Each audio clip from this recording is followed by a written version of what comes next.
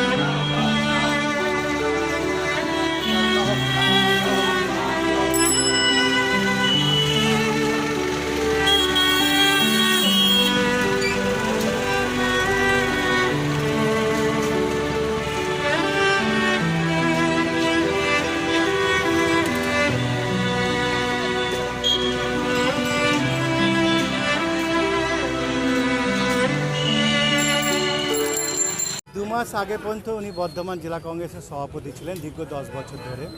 উনি আইসিসির সদস্য বর্তমান এবং প্রদেশ কংগ্রেসের যে কমিটির এক্সিকিউটিভ কমিটির উনি মেম্বার আছেন এখনও। তিনি বেশ কিছুদিন ধরে আপনারা জানেন উনি বাইপাসে সার্জারি হয়েছিল এবং বেশ কয়েকদিন ধরে তিনি অসুস্থ ছিলেন। বর্ধমানে ডিপ্লোমেট নার্সিংহোমে প্রথম ভর্তি ছিলেন। গতকালকে হঠাৎ অবস্থা অবনতি দেখতে গেলে ভেন্টিলেশনে বিশেষজ্ঞ তাকে আনা হয়। তার ছেলে শর্মা খুব চেষ্টা করেছিল, গতকালও বলল মামা আমি চেষ্টা করি যতদিন তাকে বাঁচানো যায়। আজকে রাত্রি 2:20 যখন খবরটা এলো যে আবাস তার নেই, সত্যি আমাদের খুবই বেদনাদায়ক খবর। আমি সেই খবর চারিদিকে পৌঁছতে আরম্ভ করলাম। আমাদের লড়াইয়ের সাথী দীর্ঘদিনের, আমি 42 বছর রাজনীতি করছি। আবাসদাকে প্রথম থেকেই দেখেছি, বিভিন্ন আন্দোলনে তাকে আমরা দেখেছি। তিনি লোকসভা একবার জাতীয় কংগ্রেসের প্রার্থী ছিলেন এবং জেলার রাজনীতিতে উনি আমাদের অভিভাবক ছিলেন। আজকে তার মৃত্যুর পূর্ব বর্ধমান জেলা কংগ্রেসের বিরাট ক্ষতি হলো, যে ক্ষতি পূরণ হবার নয়। আজকে আপনারা দেখলেন, আজকে এই দলমত নির্বিশেষে সকলে জেলা কংগ্রেস ভবনে তাকে শেষ শ্রদ্ধা জানিয়েছেন। পূর্ব বর্ধমান জেলার আজকে একটি রাজনৈতিক নক্ষত্র পতন হলো। বিচারধারায় আমাদের আলাদা থাকলেও সামাজিকগতভাবে যে কোনো জায়গায় আমরা, অন্তত আমি দীর্ঘদিন রাজনীতির সঙ্গে যুক্ত, ছাত্র রাজনীতিতেও আমরা আবাস জেটুর একটা ভূমিকা দেখেছিলাম। আজকে উনি অন্য রাজনৈতিক দল করলেও আমাদের সঙ্গে কখনো মনে হয়নি যে যিনি কখনো অন্য রাজনৈতিক দলের নেতৃত্ব দিচ্ছেন।